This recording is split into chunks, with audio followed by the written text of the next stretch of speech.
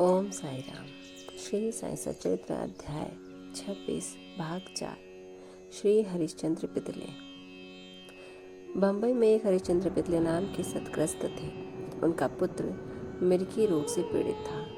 उन्होंने अनेक प्रकार की देशी विदेशी चिकित्सा कराई, परंतु उन्हें कोई लाभ न हुआ। अब केवल यही उपाय शेष रह गया था कि किसी संत के चरण कमलों की शरण ली जाए। 15वें अध्याय में बतलाया जा चुका है कि श्री दासगणों के सुमधुर कीर्तन से श्री साईं बाबा की कीर्ति बम्बई में भी फैल चुकी थी। पितले ने भी सन 1910 में उनका कीर्तन सुना और उन्हें ज्ञात हुआ कि श्री साईं बाबा के केवल कर स्पर्श तथा दृष्टि मात्र से ही असाध्य रोग समूल नष्ट हो जाते हैं। तब उनके मन में भी श्री साईं बाबा के शुभ दर्शन की तीव्र उत्कंठा हुई। यात्रा का प्रबंध कर भेंट देने हेतु फलों की टोकरी लेकर पत्नी और बच्चों सहित वे शिरडी पधारे। मस्जिद पहुंचकर तथा अपने रोगी पुत्र को उनके श्री चरणों में डाल दिया। बाबा की दृष्टि उस पर पड़ते ही उसमें एक विचित्र परिवर्तन हो गया। बच्चे ने आंखें फेर दी और बेसुध होकर गिर पड़ा। उसके मुंह से झाग निकलने लगी तथा शरीर पसीने से भीग गया और ऐसी आशंका होने लगी कि उसके प्राण निकलने ही वाले हैं। ये देखकर उसके माता पिता अत्यंत निराश होकर घबराने लगे। बच्चे को बहुधा थोड़ी मूर्छा तो अवश्य आ जाया करती थी, परंतु ये मूर्छा दीर्घ काल तक रही। माता की आंखों से आंसुओं की धारा बह रही थी और वो दुख ग्रसित हो आर्तनाद करने लगी कि मैं ऐसी स्थिति में हूँ कि एक व्यक्ति चोरों के डर से भागकर किसी के घर में प्रविष्ट हो जाए और वो घर ही उसके ऊपर गिर पड़े। तब बाबा ने सांत्वना देते हुए कहा कि इस प्रकार प्रलाप न कर, धैर्य धारण करो, बच्चे को अपने निवास स्थान पर ले जाओ, वो आधा घंटे के पश्चात होश में आ जाएगा। तब उन्होंने बाबा के आदेश का तुरंत पालन किया। बाबा के वचन सत्य निकले। जैसे ही उसे वाड़े में ले जाया गया कि बच्चा स्वस्थ हो गया और पितले परिवार, पति पत्नी व अन्य सब लोगों को महान हर्ष हुआ।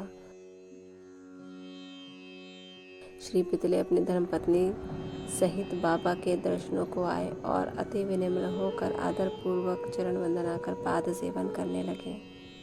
मन ही मन वे बाबा को धन्यवाद दे रहे थे। तब बाबा ने मुस्कुराकर कहा कि क्या तुम्हारे समस्त विचार और शंकाएं मिट गईं?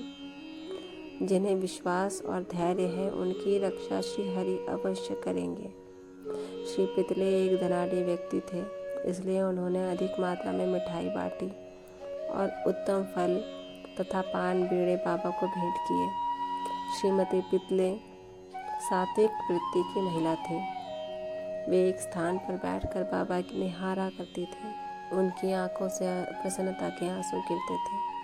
उनका मृदु और सरल स्वभाव देखकर बाबा अति प्रसन्न हुए। ईश्वर के समान ही संत भी भक्तों के अधीन है। जो उनकी शरण में जाकर उनका अनन्य भाव से पूजन करते हैं, उनकी रक्षा संत करते हैं। शिरडी में कुछ दिन सुखपूर्वक व्यतीत कर पितले परिवार ने बाबा के समीप मस्जिद में जाकर और चरण वंदना कर शिरडी से प्रस्थान करने की अनुमति मांगी। बाबा ने उन्हें ऊदी देकर आशीर्वाद दिया। पितले को पास बुलाकर वे कहने लगे, बापू, पहले मैंने तुम्हें 2 रुपए दिए थे और अब मैं तुम्हें 3 रुपए देता हूँ। इन्हें अपने पूजा गृह में रखकर नित्य इनका पूजन करो, इससे तुम्हारा कल्याण होगा।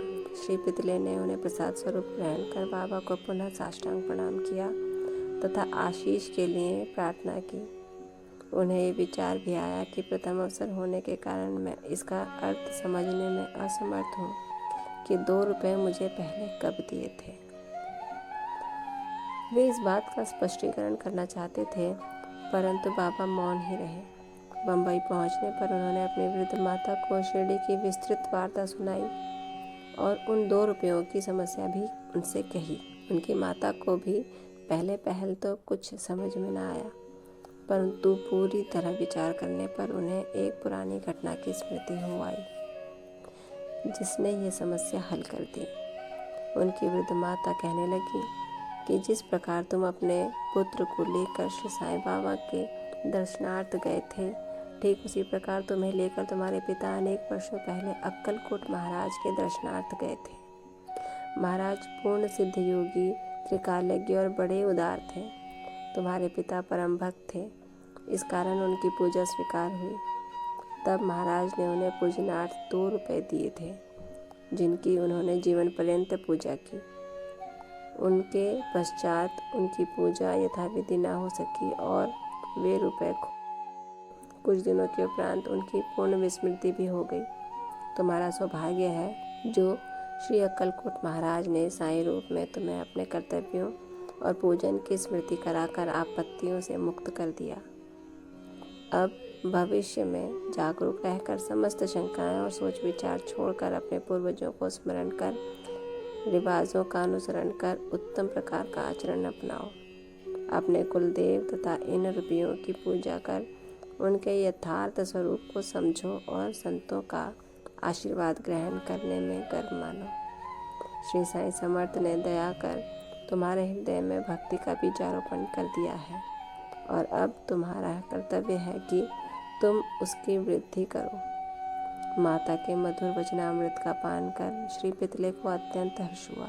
उन्हें बाबा की सर्वकालज्ञता विदित हो गई और उनके श्री दर्शन का भी महत्व ज्ञात हो गया।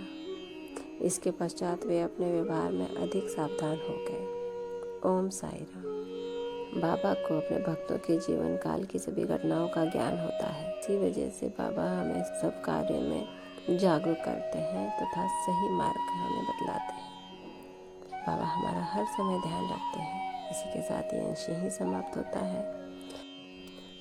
कल अध्याय 26 के भाग 5 में श्री आम्बेडकर का अध्ययन होगा। तब तक ओम साई राम। बाबा आप सब पर कृपा रखें, आपको आशीर्वाद दें और कष्टों से दूर रखें। ओम साई राम।